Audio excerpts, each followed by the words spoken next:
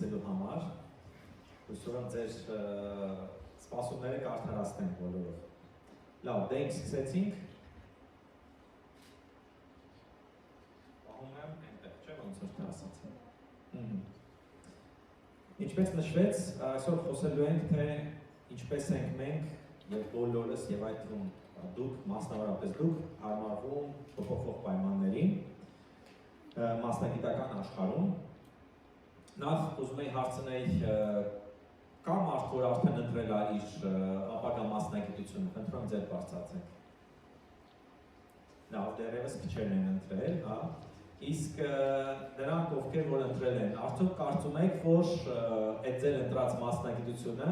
ինչ-որ մի ժամանակ կփոխարինվի կամ կավտոմատացվի արհեստական բանականության կողմից։ Չէ՞, հենց մասնագիտություն եք ընտրել, որ չի փոխվելու, հաստատ մի օքեան նշում։ Լավ, պատկերացրեք հիմա դուք ունեք ընտրություն, հա։ Երկու տարբերակի միջև եք ընտրում, արդեն աշխատաշուկա եք դուրս գալիս եւ ունեք ընտրություն, տարբերակ 1 եւ տարբերակ 2-ի միջև։ Տարբերակ 1-ն է ընտրել մասնագիտություն, որը որ ձեր կարծիքով անհնար է, որ ռոբոտների կամ արհեստական բանականության կողմից փոխարինվի։ Եվ երկրորդը տարբերակ աշխատանք, որտեղ դուք աշխատում եք արհեստական բանականության եւ ռոբոտների հետ։ Ով է ընտրում տարբերակ առաջինը։ Աշխատել այնպիսի մի աշխատանքում, որը երբեք չի փոխարինվի։ Լավ, իսկ երկրորդի կողմնակից ով է։ Լավ, օքեյ, կիսվեց ոնց որ կներ աուդիտորիա։ Լավ, ասում եմ նրանք, ովքեր ընտրեցին առաջի տարբերակը, ձեր համար ես ունեմ երկու նորություն։ Մեկը լավ, մեկը վատ։ Լավ նորությունը այն է, որ արհեստական բանականությունը ինչքան էլ որ զարգանում է, հա, ինքը կարողանում է, այսինքն չէ, վատ նորություններ, ինքը կարողանում է փոխարինել շատ այնպիսի մասնագիտություններ, որոնց մասին երբեք չենք մտածել, որ կփոխարինվեն, օրինակ կրեատիվ բնագավառի մասնագիտությունները։ Իսկ լավ նորությունը այն է, որ պետք չի մրցակցել արհեստական բանականության հետ, հա, նույնիսկ այն բնագավառում, որտեղ որ դուք ընտրել եք, որ ձեզ չփոխարինեն, դուք կարող եք օգտագործել արհեստական բանականությունը, ձեզ ոչ մեկ չի արգելում։ Նրանք, ովքեր որ ընտրել են երկրորդ տարբերակը, իրանց համար ես եւս երկու նորություն ունեմ։ Մեկը լավ, մեկը վատ։ Լավ նորությունը այն է, որ արհեստական բանականությունը ձեր արտադրողականությունը շատ կմեծացնի եւ նույնիսկ կազդի ձեր եկամտի ավելացման վրա։ Իսկ վատ նորությունը այն է, որ դուք ձեր ամբողջ կյանքի ընթացքում պարտավոր եք սովորել։ Պետք է մշտապես սովորեք, որտեղ արհեստական բանականությունը զարգանում է եւ դուք պետք է սովորեք։ Մարդկա դա վատ նորություն է, մարդկա երկու լավ նորություն է այսօր այդ տարբերակից։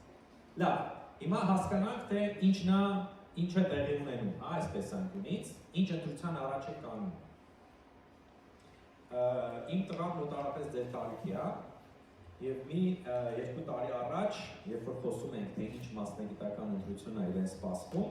ինքը ասաց, ես չեմ ուզում բարձրագույն կրթություն սովորել։ Ասում ինչի։ Ասում որովհետեւ ես ընտրություն ունեմ։ Ես ուզում եմ պրակտիկ մասնագետ դառնամ, այլ այդ ակադեմիական գիտելիքները հետևի չեմ ուզում։ Հիմա ոչ մեկին պետք չի ակադեմիական գիտելիքը, ասում լավ, այդպես հիմնավոր խոսքեր ես ասում, իսկ որն է հիմնավորումը, հա? Ասում տես, մարդիկ, ովքեր որ մեծ հաջողության են հասել, իրենք չունեն մասնագիտական կրթություն, չեն ավարտել համալսարան։ Համոզված դուք էլ եք բերել, չէ՞, այդ դովը շատ դեպքերում։ Բայց ես իրեն ասում, օքեյ, լավ, այս մարդիկ չեն ավարտել բարձրագույն կրթություն, բայց իրենք դուրս են եկել համալսարանից, բայց իջև համալսարան դուրս գալ իրենք որտեղ են սովորել, իրենք սովորել են Հարվարդում եւ Ստենֆորդում։ Իսկ Հարվարդում ու Ստենֆորդում acceptance rate-ը, այսինքն ընդունվողների մակարդակը, դիմորդների ընդամենը 3.5-ից 3.5%-ն են ընդունվում։ Իսկ եթե համեմատենք ամերիկացի սովորողների տեսակարար կշիռը ամբողջ Ամերիկայի բնակչության մեջ, դա կազմում է 0.00004%։ Այսինքն իրենք արդեն ինչ-որ մի ֆիլտր անցել են կրթական ցենզի, որ կարողացել են ընդունվեն, այսինքն իրենց գիտելիքները արդեն իսկ ունեն հիմնավոր ապացույց, որ ավելի բարձր են, քան բնակչության մեծամասնության մոտ, այսինքն իրենք ունեցել են բավարար գիտելիք։ Այս տեսանկյունից երկրորդ փոփոխությունը, որը որ տեղի ունենում, չնայած գիտելիքը եւ կրթությունը կա, բայց դա բավարար չէ։ 22-ից 25-24 թվականներում Հարվարդի համալսարանի Harvard Business School-ի շրջանավարտների 10-ից 25%-ը աշխատանք չեն գտել։ Հա, եւ տեսեք, աճման միտում կա այստեղ։ Սա ինչ է նշանակում։ Նշանակում է, որ կրթությունը դերևս բավարար չէ աշխատաշուկայում աշխատանք գտնելու համար։ Կարևոր են նաև հմտությունները։ Ինչ է փոխվել ընդհանուր առմամբ վերջի տարիների ընթացքում աշխատաշուկայում։ Հայտնվել է արհեստական բանականությունը, որը որ կարողանում է էականորեն փոփոխել մարդկանց կյանքը եւ փոփոխել մարդկանց վարքագիծը եւ աշխատաշուկան ընդհանուր առմամբ։ Ինչ է սա նշանակում։ ChatGPT-ի հայտնվելով հայտարարությունները աշխատանքի վերաբերյալ, թե կարիք կա այնպիսի աշխատանք, որը որ հնարավոր է, այսինքն համեմատություն աշխատանքների, որոնք որ հնարավոր են փոխարինվեն ChatGPT-ի արհեստական բանականության կողմից, եւ այն աշխատանքների, որոնք որ հիմնական ձեռքի աշխատանք է, հարաբերակցությունը փոխվել է կտրուկ կերպով։ Այսինքն անկում են ապրել այն մասնագիտությունները, որոնք ենթակա են փոխարինման արհեստական բանականության կողմից։ Image generation tool-երի հայտնվելով Midjourney եւ DALL-ի, ChatGPT-ի, նույն OpenAI-ի գործիքները հայտնվելուց հետո կտրուկ անկում են ապրել այն մասնագիտությունների հայտարարությունները, որտեղ որ պահանջում են մանի հետ, վիզուալ կոնտենտի հետ աշխատող մասնագետների պահանջարկը։ Որոնք են մասնագիտությունների, ինչ հարաբերակցություն կա այն մասնագիտությունների, որոնք որ հնարավոր է փոխարինել արհեստական բանականության միջոցով եւ որոնք որ հնարավոր չէ փոխարինել։ Հարաբերակցությունը, եթե գլոբալ աշխարհում ենք նայում, մոտ մասնագիտությունների 12%-ը այժմ հաշվարկվել է, որ հնարավոր է փոխարինել կամ ենթակա են արհեստական բանականության կողմից էական ազդեցության։ Եվ ըստ էության միայն 41% է մասնագիտությունների, որոնք որ շատ ցածր ազդեցություն ունեն արհեստական բանականության կողմից։ Եթե նայում եք պահանջները, որոնք որ ներկայացվում են աշխատակիցներին, մասնագիտական տեսանկյունից, իրենց կարողությունների տեսանկյունից, տեսնում ենք, որ այս կողմում նշված են մասնագիտությունները, որոնք որ քիչ են ենթարկվում արհեստական բանականության ազդեցության, մյուս կողմում այն մասնագիտությունները, որոնք որ ենթակա են բարձր ազդեցության արհեստական բանականության կողմից։ Այնտեղ, որտեղ որ արհեստական բանականության կողմից բարձր է ազդեցությունը, մասնագիտական կարիքների, սկիլերի եւ կարողությունների պահանջարկը կտրուկ փոփոխվել է։ Այսինքն պահանջվում են արդեն այլ հմտություններ եւ գիտելիքներ այդ ոլորտներում, քան նախկինում։ Իսկ ինչպիսի գիտելիքներ են պահանջվում, դա էլ կնայենք, բայց ինչա տեղի ունեցել, հաշվարկվել է, որ մոտավորապես մինչև 2030 թվականը մոտավորապես 30%-ը աշխատանքների կարող են ամբողջությամբ ավտոմատացվել։ Ընդ որում, արդեն իսկ 30%-ով կրճատվել են գովազդի և ստեղծագործական բնագավառի աշխատողների պահանջարկը։ Եվ արդեն իսկ 26%-ով կրճատվել է ծրագրավորման ոլորտի մասնագետների կարիքները։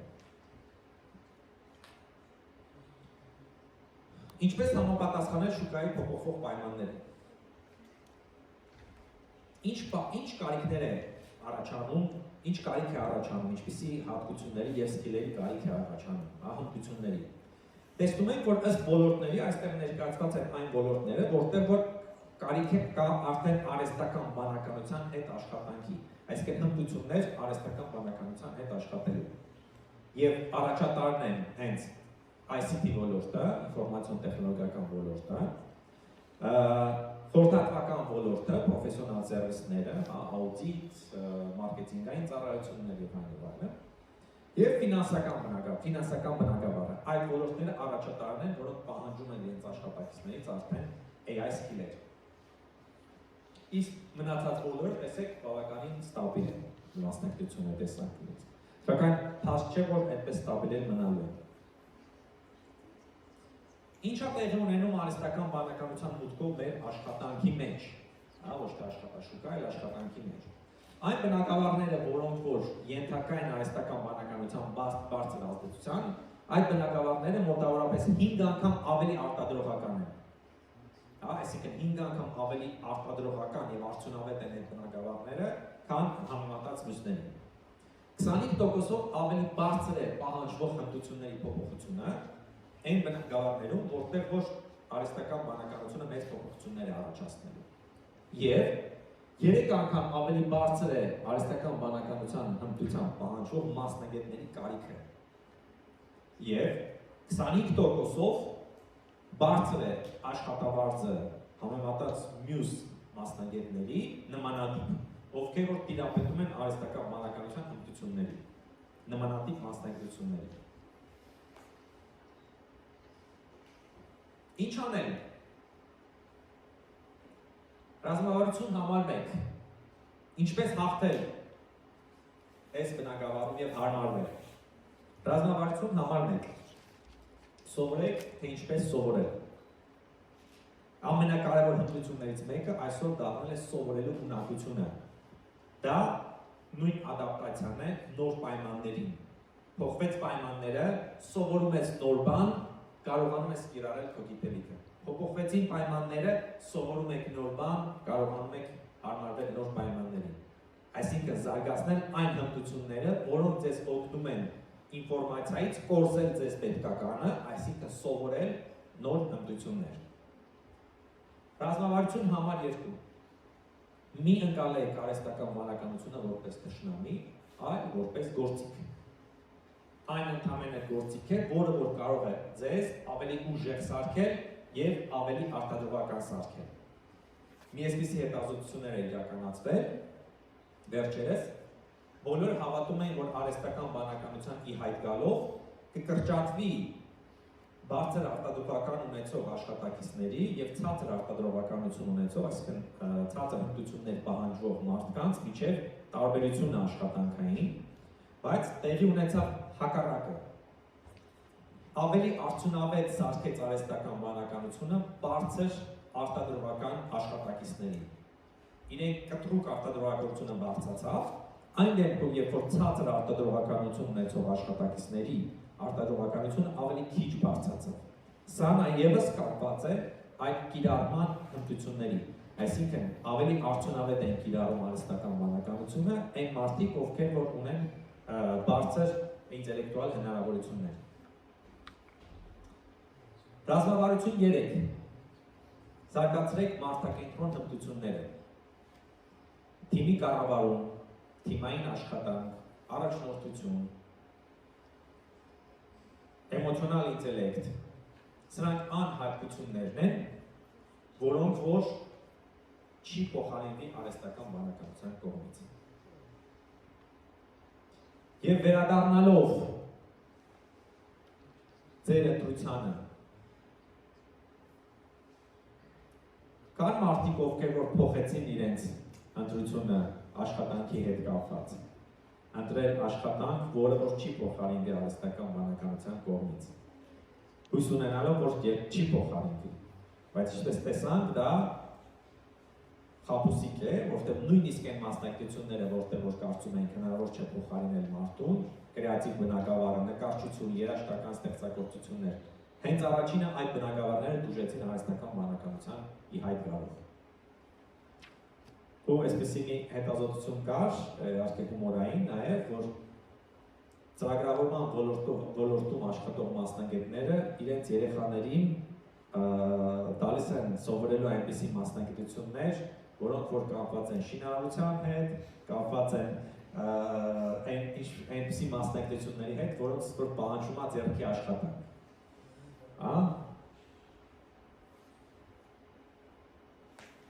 Քանի որ այդ աշխատանքները դժվար կլինի երևի ավտոմատացնել շատ շուտով արհեստական բանականության կողմից, հա։ ChatGPT-ն այս շենքը ավարտել մինչև վերջ, առանց մարդու օգնության։ Այսքանը, շնորհակալություն։